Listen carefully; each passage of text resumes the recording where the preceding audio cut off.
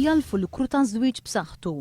Huwa importanti li fil-ħajja maġla tal-lum l-om issib bilanċ bejn il-familja u x-xogħol.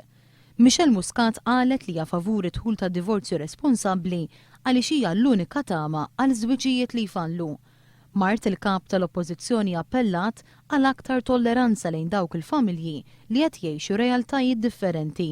Jiena nawguraw hawnhekk li bħala pajjiż aħna nkunu iktar tolleranti, nifhmu lil xulxin, il-pajjiż huwa magħmul minn nies differenti u aħna rridu nikkejterjaw għal kulħadd għax kulħadd għandu r-realtà tiegħu.